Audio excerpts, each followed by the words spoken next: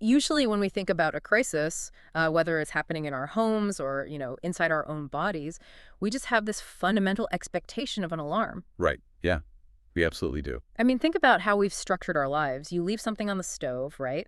The kitchen fills with smoke, and immediately a plastic disc on the ceiling just starts screaming at you. Mm.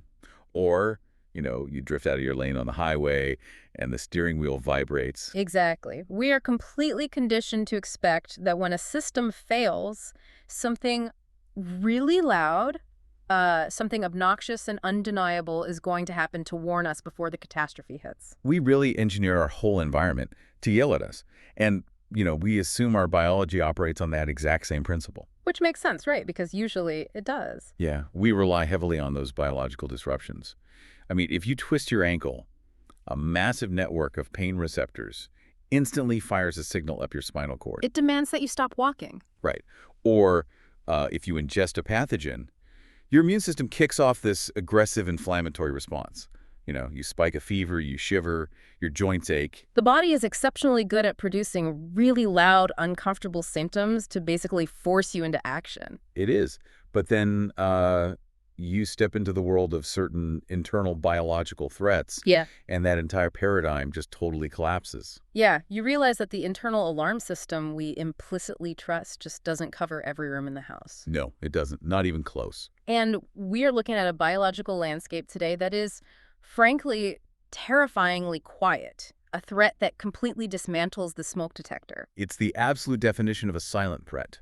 And, when a biological threat operates in total silence, the way we defend ourselves has to fundamentally shift. We can't afford to sit back and wait for the alarm to ring. Exactly. We have to actively become the alarm ourselves. And that reality, that brings us to the core of today's deep dive. I want to extend a very warm, very specific welcome to all of you joining us today through the Funeral Channel Network. Yes, welcome everyone. We've curated this conversation specifically with you in mind because, you spend your lives navigating the intersection of life, memory, grief, and legacy. And today, we are going to explore how those exact elements intersect with proactive health. We are unpacking the reality of kidney cancer. Which is, again, a profoundly hidden disease. Right. We're going to look at the hidden biology of the disease, the deep symbolism of the Orange Awareness Ribbon, and the incredibly innovative work being done by organizations like the Funeral Program Site. They're doing some truly amazing things. They really are. Turning moments of loss into active, life-saving campaigns. The central paradox we are exploring today is just profound. On one side of the equation, you have a malignant disease characterized entirely by its silence. A biological threat that literally thrives in the dark. Yeah, completely bypassing all of our natural warning systems. But then, on the other side, you have the traditional spaces of mourning and remembrance. Funerals, memorial services, physical and digital tributes. Right. And historically, these are spaces of quiet reflection, spaces looking backward at a life that has ended. But what we're going to uncover today is how the terrifying silence of this specific disease has actually transformed those quiet spaces of mourning. Transform them into some of the most vital, loudest, and most proactive platforms for protecting the living. It's really incredible. So let's start with the biology. Because to truly understand why families are essentially being forced to utilize a memorial service to sound the alarm. Why they have to become that missing smoke detector. Exactly. To understand that, you have to understand the geography of the human body. We need to talk about why kidney cancer is so uniquely hidden. Let's look at what the kidneys actually do on a functional level first. Yeah, lay it out for us. So if you look at human anatomy from an engineering perspective, the kidneys are arguably the most overworked filtration plants in existence. They never stop. Never. They're two bean-shaped organs, each about the size of a fist. And their primary mandate is managing the composition of your blood. So they're basically the body's water treatment facility. Exactly. Every single day, they filter about 200 quarts of fluid. They're pulling out toxins, metabolic waste products, excess salts, and urea. Wow. 200 quarts. Yeah. And they're concentrating all of that waste into urine to be expelled from the body. At the same time, they're balancing your electrolytes, managing fluid volume, and even releasing hormones. Hormones that regulate blood pressure, Yeah, right? and stimulate the production of red blood cells. They do a lot. They are absolute workhorses. But the critical detail here, the physical reality that dictates everything else we are going to discuss today, is where they are located. Right. Because they aren't sitting right under the skin. Not at all. They reside in what is anatomically called the retroperitoneal space. Okay, retroperitoneal.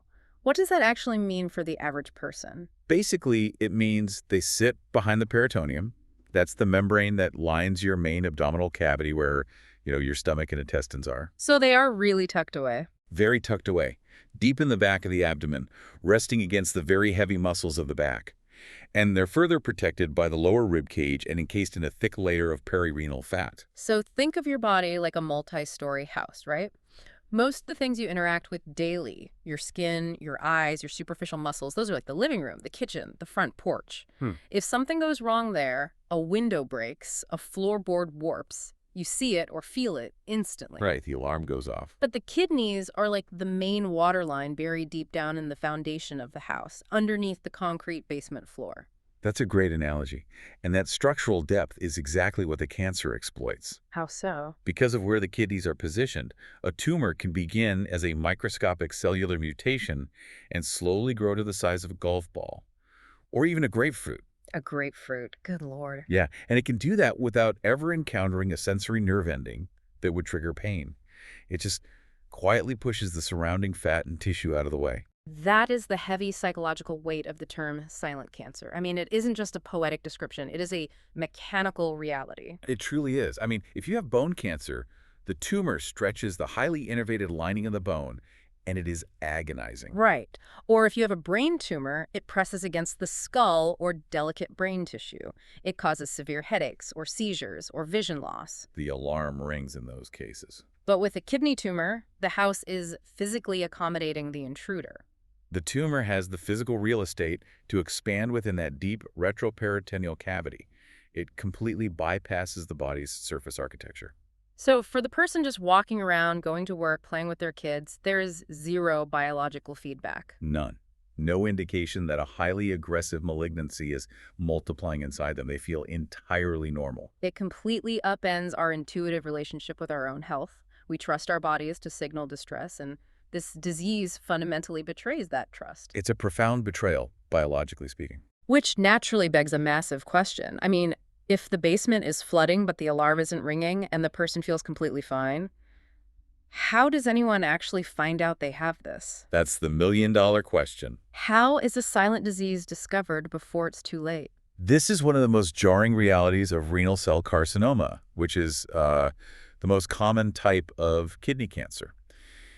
A massive percentage of these cases are discovered through what the medical community calls an incidental diagnosis. Incidental, meaning it is found completely by accident. Completely by accident. That is just wild to me. The idea that finding a lethal threat relies on a fluke. But it happens every single day in hospitals around the world. For example, a patient goes into the emergency room because they were in a minor fender bender. Right, the steering wheel hit their side. Exactly. So the doctor orders a CT scan just to ensure there is no internal bleeding or a cracked rib. Or, a patient goes to their primary care physician complaining of a sharp pain in their upper right quadrant. Suspecting a gallbladder issue or maybe a kidney stone? Right. And the physician orders an abdominal ultrasound. So they are actively looking for something entirely different. They are scanning the basement to check the electrical panel, not the plumbing. Precisely. These imaging modalities, CT scans, MRIs, high-resolution ultrasounds, they are technological windows that can pierce through that deep physical architecture we just described. They bypass all that fat and muscle. They do. So the radiologist is reviewing the images to confirm the ribs are intact. And while scrolling through the cross-sections of the abdomen, they spot a shadow. An irregular mass? Yeah, an irregular mass on the upper pole of the right kidney. The patient wakes up expecting to hear they need rest for a bruised rib, and instead, they are referred to a urologic oncologist. Let me just stop you there, because reading through the sources, my immediate reaction was probably the same as anyone listening right now. I can guess what you're going to ask. If this disease is completely silent, and waiting for symptoms is basically a death sentence, and the only reliable way we find it early is by accidentally bumping into it with a CT scan. Why not scan everyone? Exactly. Why isn't the medical standard just to give every single adult a CT scan every year? If that high-resolution window is the only thing that works, why not just look through it universally? It is the most natural, logical question to ask. If you know a silent killer is out there, why not put cameras everywhere? Right. But universal dragnet screening for kidney cancer is not medically or logistically viable. And surprisingly, it actually carries massive risks of unintended harm. Harm? How is taking a picture harmful? I mean, aside from the obvious economic reality that we don't have enough MRI machines or technicians to scan 8 billion people annually. Well, the economic and infrastructural collapse of the healthcare system is certainly a factor, but let's look at the physiological and psychological harm to the patient. Okay. First, CT scans utilize ionizing radiation.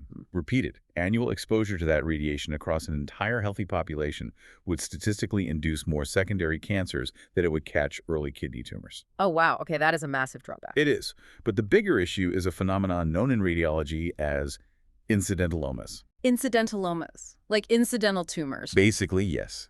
These are benign, completely harmless anomalies that show up on high-resolution scans. The human body is not perfectly uniform. We all have weird lumps and bumps. Exactly. As we age, we develop harmless cysts, benign fatty tumors called angiomyolipomas, or just weird anatomical quirks. If you scan 100,000 healthy people tomorrow, you will find thousands of these harmless spots. But the doctor looking at the scan doesn't definitively know it's harmless just by looking at a shadow, right? Exactly. And that triggers a cascade of aggressive medical interventions. To prove that shadow isn't cancer, the patient is subjected to enormous psychological distress. Because now they think they might have cancer. Right. And then comes the invasive biopsies when needles are driven deep into the abdomen, or even unnecessary preventative surgeries. Which carry their own risks. Very real risks of severe bleeding, systemic infection, or loss of kidney function.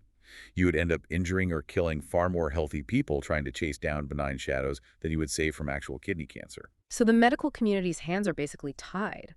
They can't rely on the body's natural alarms because there are none.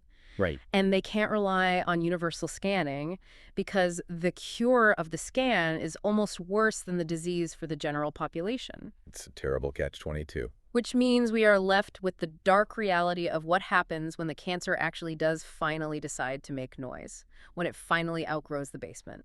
And that transition from a silent, localized tumor to a symptomatic advanced malignancy is devastating. The sources list out the late-stage symptoms, and when you understand the anatomy we just discussed, the list makes terrible sense. The clinical signs that eventually emerge are not early warnings. They're red flags of a system already under siege. Blood in the urine, persistent back or side pain, unexplained weight loss, profound fatigue, and an actual palpable lump in the abdominal area. Let's break down the mechanics of why those specific symptoms occurred, because it really illustrates the progression of the disease. Yeah, let's start with hematuria, blood in the urine. As we established, the kidney is a massive, delicate vascular filter.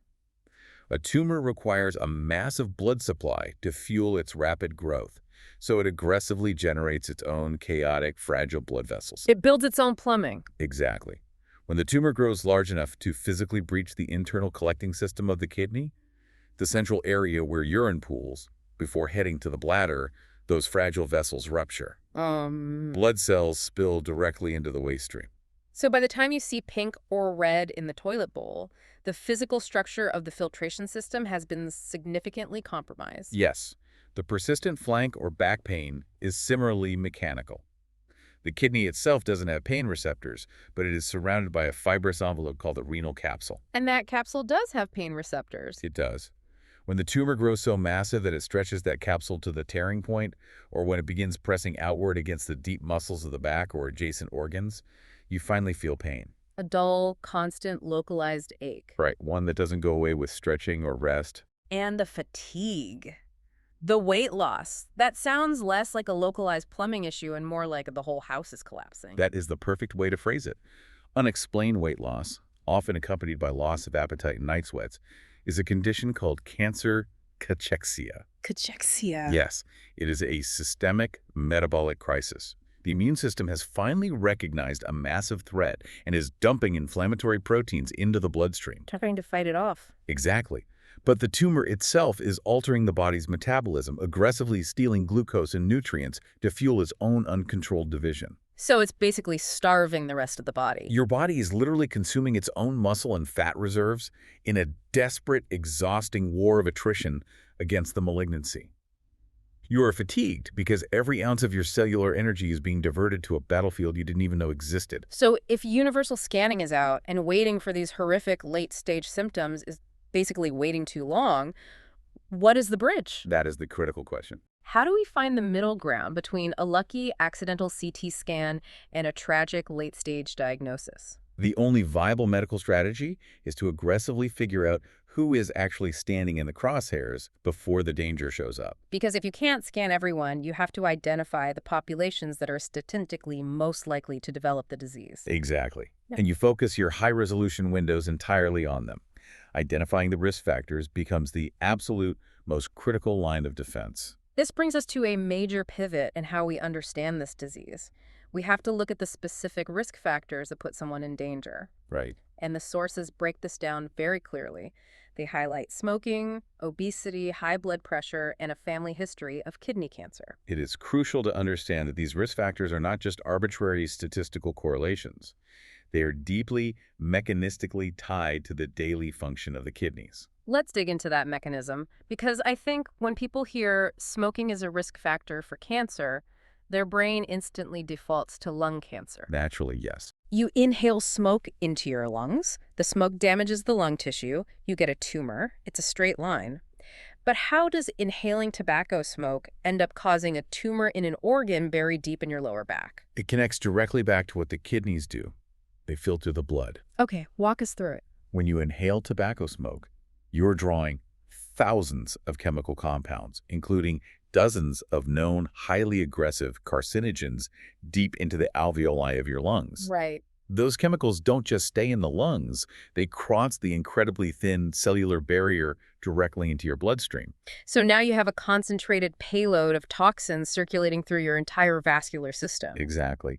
And where does 20% of your body's total blood volume go every single minute to be cleaned? The kidneys. The kidneys. The functional filtering units of the kidneys, called nephrons, are tasked with pulling these complex, toxic chemical structures out of the blood. And concentrating them so they can be excreted in urine. Right. So the delicate epithelial cells lining these microscopic tubes are essentially forced to bathe in concentrated mutated toxins all day, every day. Wow.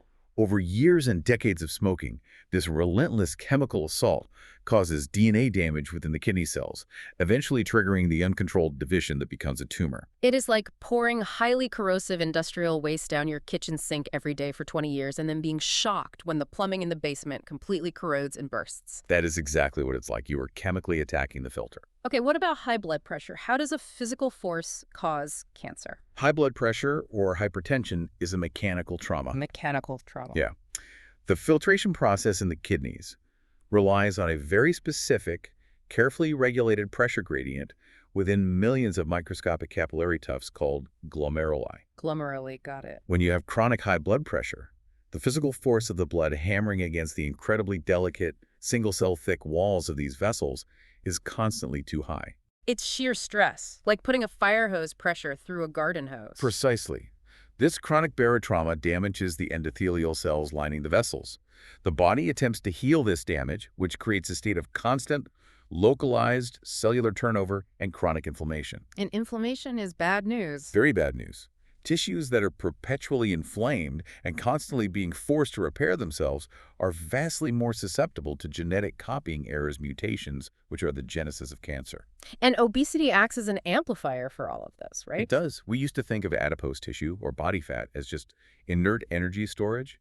We now know it is a highly active endocrine organ. An organ? Really? Yes. Excess body fat continuously secretes inflammatory cytokines into the bloodstream, maintaining a state of low-grade systemic inflammation. So the body's just constantly inflamed. Exactly. Furthermore, obesity severely alters hormone regulation, driving up levels of insulin and insulin-like growth factor, or IGF-1. And what did those do? They act as powerful fertilizers for cellular proliferation. When you combine the mechanical trauma of high blood pressure with the inflammatory and hormonal fuel of obesity, you create a highly hospitable microenvironment for a tumor to take root. So the preventative strategies naturally follow this mechanical understanding. The guidance is clear. Stop smoking, manage your blood pressure, maintain a healthy weight through diet, and stay physically active. But here is where the reality check hits, and I think it's one of the toughest, most sobering lines in all of our source material. The text explicitly states, not all cases can be prevented. It is a harsh reality, but an incredibly necessary one to acknowledge to prevent misplaced guilt and stigma. Yeah, nobody wants to feel like it's their fault. Right. Because you can be a marathon runner, you can eat a flawless plant-silk diet, you can have a Yeah. resting blood pressure of 110/70, you can never touch a cigarette in your life, and you can still develop renal cell carcinoma. Because of the final risk factor on the list, family history, genetics. Exactly.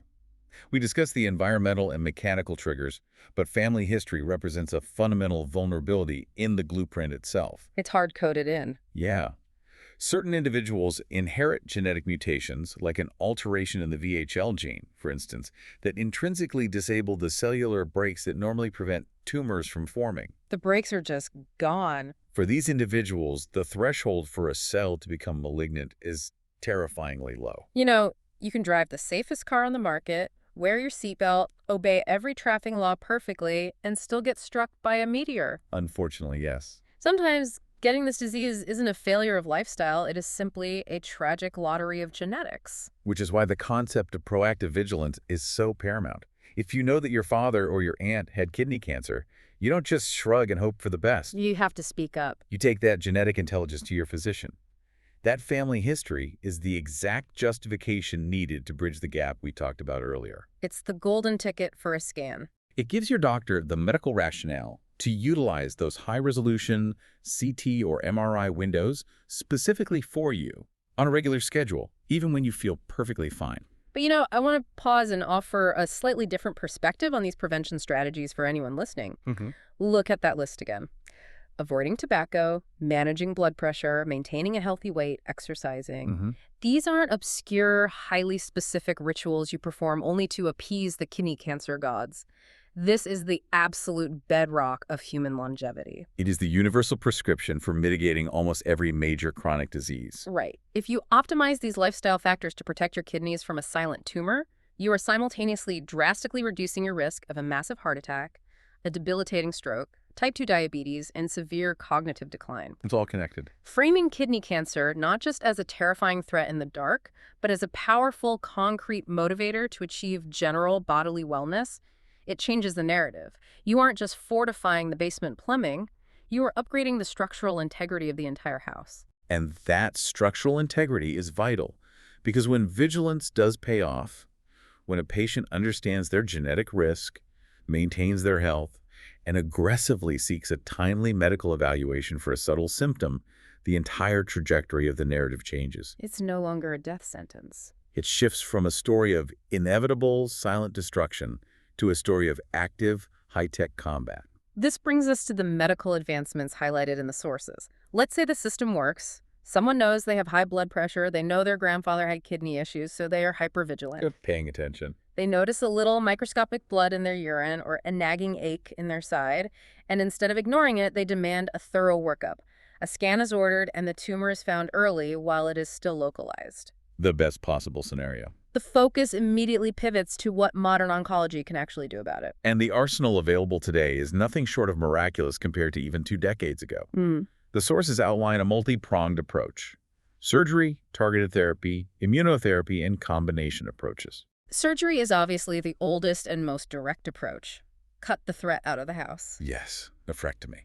But even here, the advancements are staggering. How so? Historically, a radical nephrectomy meant an enormous, highly traumatic incision to remove the entire kidney, the surrounding fat, and the adrenal gland. They just took everything. They had to. Today, if caught early enough, urologic oncologists frequently perform robotic-assisted partial nephrectomies. Robotic assisted? Yeah. Through tiny keyhole incisions using highly articulate robotic arms, they can meticulously carve just the tumor out of the kidney, preserving the remaining healthy filtration tissue. Sparing the nephrons. That's incredible. But what about the other therapies? The text mentions targeted therapy and immunotherapy. Yes. These sound so much more sophisticated than just surgical removal. Can you explain how these actually work on a biological level? They represent a fundamental paradigm shift in how we treat cancer. Traditional chemotherapy is essentially a systemic poison. It just nukes everything. It attacks any cell in the body that is rapidly dividing. It kills cancer cells, but it also kills hair follicles, stomach lining cells, and bone marrow, which is why the side effects are so famously brutal. Right. Kidney cancer, however, has historically been highly resistant to traditional chemotherapy. So the traditional carpet bombing approach doesn't work on the basement. It doesn't, so science had to get smarter. Targeted therapies are designed to exploit the specific, unique biological vulnerabilities of the tumor itself. Okay, give me an example. For example, as a kidney tumor grows, it desperately needs oxygen and nutrients, so it secretes a chemical signal called VEGF that forces the body to build new blood vessels directly into the tumor. That's the angiogenesis you mentioned earlier. Exactly, Yeah. angiogenesis. Targeted therapies are oral drugs that specifically circulate through the body and block those VEGF receptors. You are literally cutting off the supply lines. You are starving the tumor by preventing it from building its own plumbing. Exactly. It is a highly precise molecular strike. And immunotherapy is perhaps even more fascinating. It doesn't attack the cancer directly at all. Wait, then what does it do? It treats the patient's immune system. But if the immune system is supposed to protect us, why doesn't it just kill the cancer cells naturally? They are mutated, they shouldn't be there? Because tumors are incredibly deceptive. Your immune system has an army of T cells that constantly patrol the body, looking for mutated or foreign cells to destroy. Okay. But kidney cancer cells evolve a biological cloaking mechanism. They express certain proteins on their surface, like PD-L1, that interact directly with the T cells. And what does that interaction do? When the T cell approaches the tumor to destroy it, the tumor cell essentially flashes a fake ID.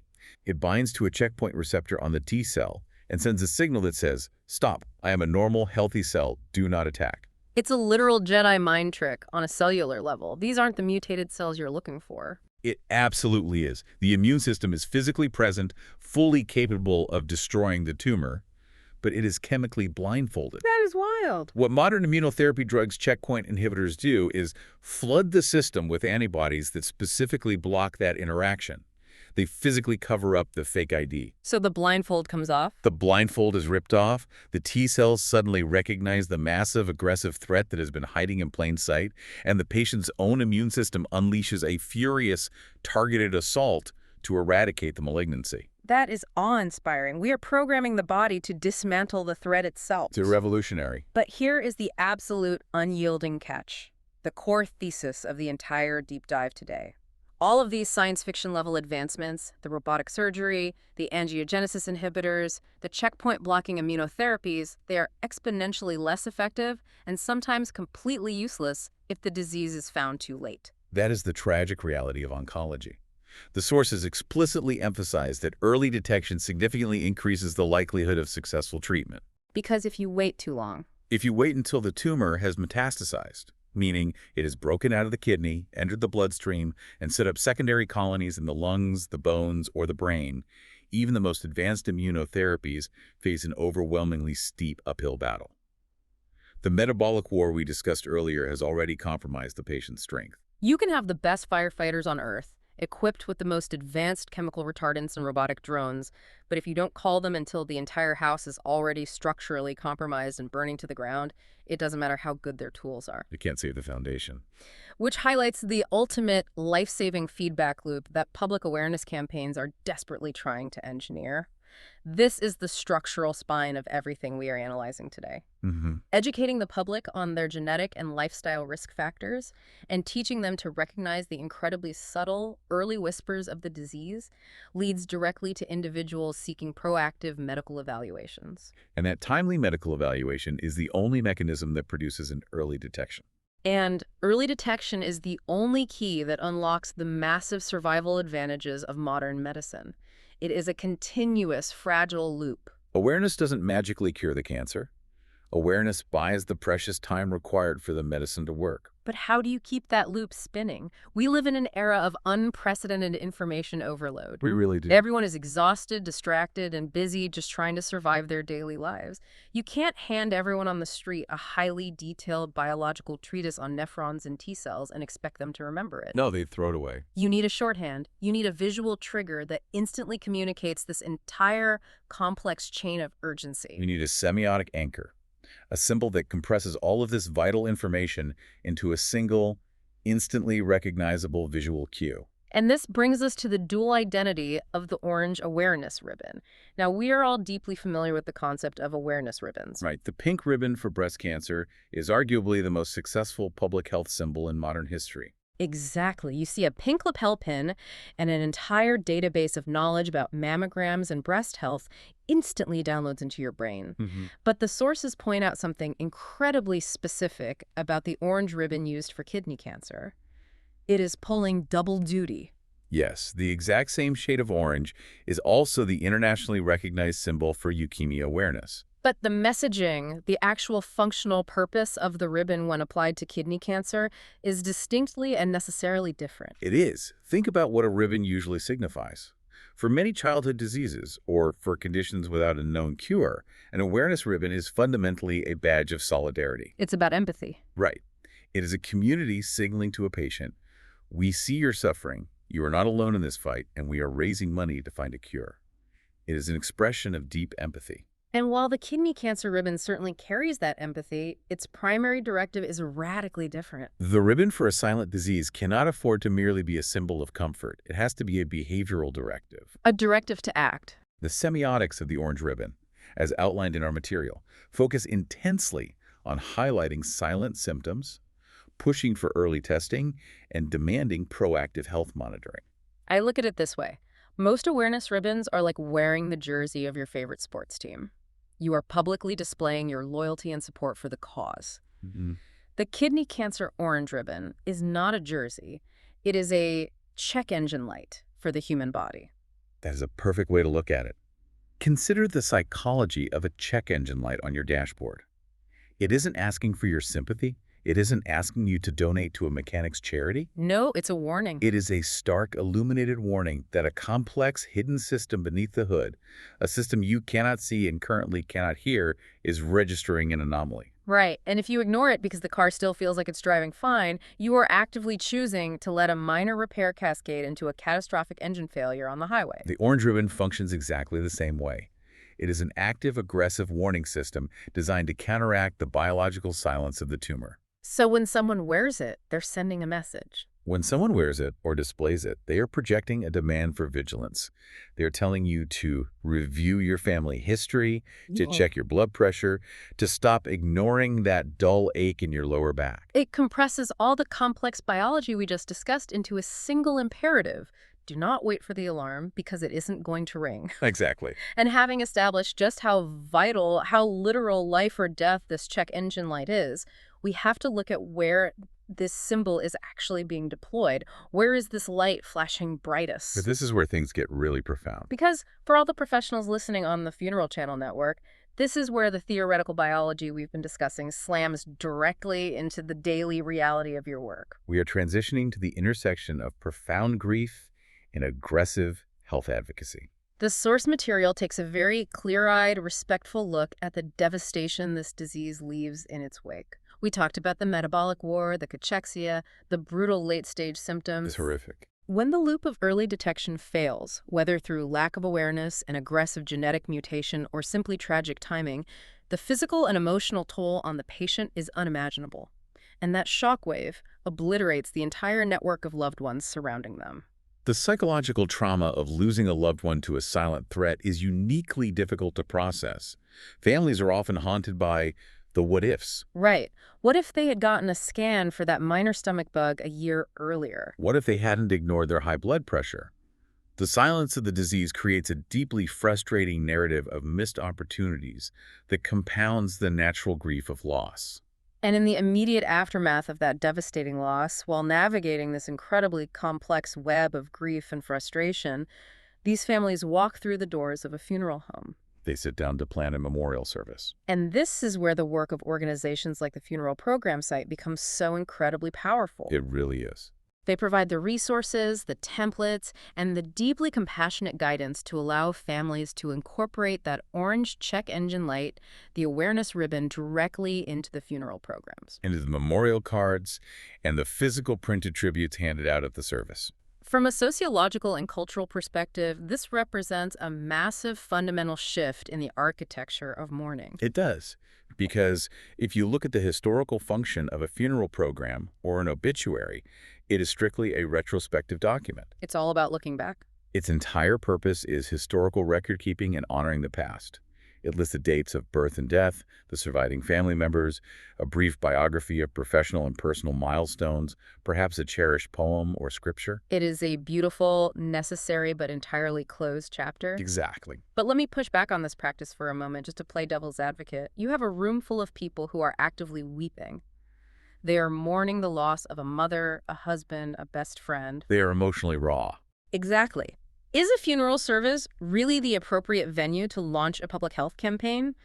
Doesn't handing out a medical warning right next to a picture of the deceased risk coming off as intrusive or, diminishing the focus on the person's life? It is a vital question, and it strikes at the delicate art of funeral direction.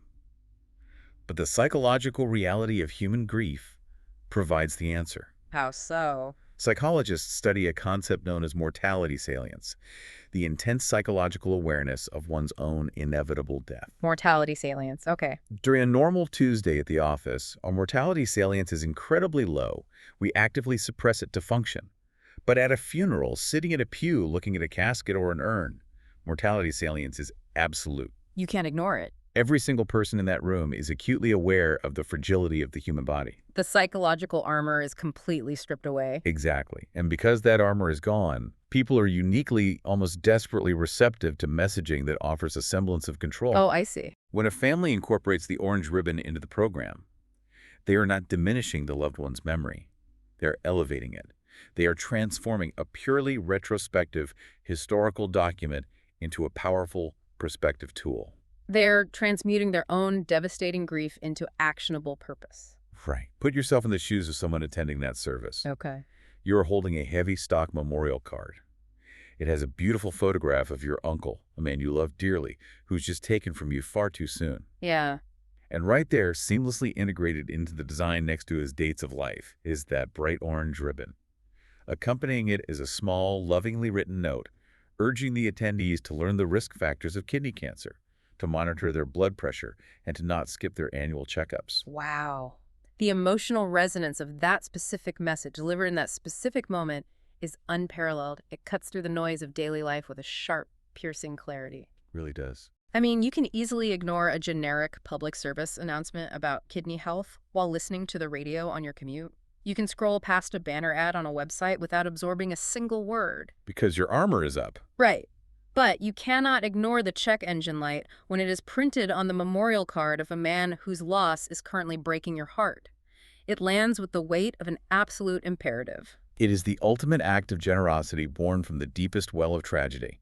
The family is essentially standing up before their community and saying, the silence of this disease robbed us of the person we love. We did not know the basement was flooding until the foundation collapsed. Exactly. We cannot save him, but our love for him and our love for you demands that we do not let this silence take anyone else in this room. It is weaponizing their own catastrophic loss to forge a shield for their community. And for the funeral directors facilitating this, you are not just event planners, you are standing at the very fulcrum of this cultural shift. It's an incredible responsibility. By providing the tools and the gentle suggestion to families that their loved one's memory can actively save lives, you are participating in one of the most profound public health interventions imaginable. And just as we trace the evolution of oncology from blunt, radical surgeries to highly precise molecular immunotherapies, we must also recognize how the methods of memorialization have rapidly evolved. Right, because we're not just handing out paper cards anymore. The physical memorial card handed out in a church pew is incredibly powerful, but its reach is inherently limited by geography and the physics of paper. This brings us to the final massive expansion highlighted in our analysis, the digital evolution of remembrance. We have moved far beyond the printed page. Organizations like the Funeral Program site are equipping families to build expansive digital monuments. We are talking about online guest books, interactive memorial websites, and dedicated social media tribute pages. Pages that proudly and permanently feature the orange ribbon and educational messaging alongside the stories and photos of the deceased. We have to analyze the compounding amplification effect of the digital sphere.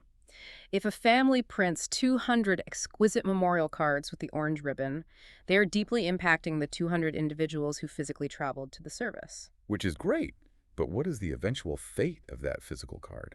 Even the most cherished ones, the ones you keep for years, usually end up tucked inside a heavy family Bible or filed away in a designated keepsake drawer in a desk. They become private, hidden artifacts. The powerful public health message, as vital as it was on the day of the funeral, eventually gets filed away in the dark. Precisely. The message is physically contained. But a digital tribute fundamentally breaks the boundaries of physics and geography. It lives forever. A memorial website dedicated to the individual, prominently featuring the orange ribbon and a clear breakdown of the silent symptoms of kidney cancer, becomes a persistent, searchable, globally accessible node on the internet. It completely removes all friction from sharing the message. Exactly. A family member can share a link to the memorial page on their social media feed. Suddenly, it isn't just reaching the 200 people in the church. It's reaching old high school acquaintances in different countries. Former colleagues from 3 jobs ago, extended family networks across the globe. The blast radius of the awareness campaign expands exponentially. And it has infinite staying power. It doesn't get put in a drawer. 5 years after the passing, on the anniversary of the death, friends and family will naturally gravitate back to that digital memorial to leave a note of remembrance or share a new memory. And what is waiting for them when they load the page? The orange ribbon, the check engine light is still flashing. The reminder to stay vigilant, to know your family history, to check your blood pressure, is refreshed and reimplanted in their minds every single time they engage with the memory of their loved one. It transforms the digital footprint of the deceased into a lighthouse that never runs out of fuel. It is a permanent, self-sustaining public health campaign operating endlessly in the background of the internet. And by providing the elegant, respectful templates that make this possible, the funeral industry is literally building the architecture for these digital lighthouses. They are giving grieving families the platform to declare, our loved one's story did not conclude with the quiet victory of a silent disease. Their story actively continues every single time someone visits this page, asks what the orange ribbon means, and decides to book a doctor's appointment. Ultimately, the entire endeavor of kidney cancer awareness is a fierce, ongoing battle against invisibility. It is about recognizing that biology will not always warn you, and therefore you must systematically engineer your own warnings. And the integration of the orange ribbon into both physical and digital spaces of mourning stands as the ultimate symbol of that engineered vigilance. This has been an incredibly heavy, but I think profoundly necessary and empowering journey today. Let's briefly recap the immense ground we've covered. It's been a lot. We started by exploring the deep retroperitoneal geography of the kidneys, unpacking the terrifying mechanical reality of a tumor that has the physical space to grow without ever triggering a pain receptor. The silent threat in the basement. We face the jarring truth that our best diagnostic tool is often an accidental CT scan, and we analyzed why universal dragnet screening would cause more harm than good through incidentalomas and radiation. We deeply examined the specific mechanisms of the risk factors, how the chemical assault of smoking, the sheer physical barotrauma of high blood pressure, and the hormonal amplification of obesity create the perfect microenvironment for cellular mutation, while also acknowledging the uncontrollable reality of genetic predisposition. Right. We looked at the awe-inspiring science fiction reality of modern treatments, from robotic nephron-sparing surgery to drugs that literally rip the chemical blindfold off the immune system's T cells. And recognize that all of these miracles are entirely dependent on the fragile loop of early detection. We explored the semiotics of the orange ribbon, not as a passive badge of sympathy, but as an aggressive behavioral check engine light demanding vigilance. And finally, we witnessed the breathtaking cultural shift facilitated by the funeral network. Turning spaces of agonizing grief into powerful, permanent, life-saving digital and physical lighthouses. If there is one singular clinical truth that must resonate with every person listening to this deep dive, it is this. Proactive medical vigilance is not hypochondria. No, not at all. It is the necessary, rational response to the reality of human anatomy. Your body is a miraculous, resilient machine, but its alarm systems are not infallible. You cannot wait for the fire to reach the living room. You must be the ultimate, unapologetic advocate for your own biology. Know your family's genetic history, optimize your lifestyle to protect your filtration systems, and if you sense even the slightest anomaly, demand the high-resolution windows. Do not let the silence win. And for all of the incredible professionals joining us on the Funeral Channel Network, I want to leave you and everyone listening with a final thought to mull over. We spend an enormous amount of energy throughout our lives agonizing over the concept of legacy. We obsess over what we will leave behind when we are gone. We usually define legacy in purely retrospective terms. Right. The memories people will share about us, the businesses we built, the wealth we transferred, or the children we raised.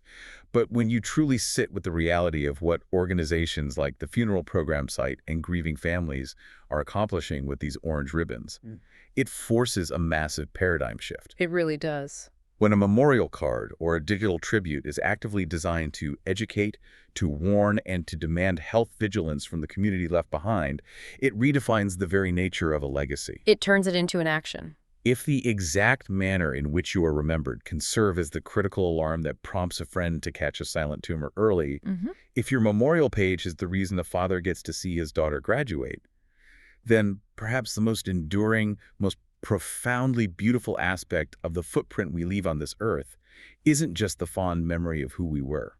Perhaps true legacy is the ongoing, silent protection of the living. It changes everything about how we view the end of a life.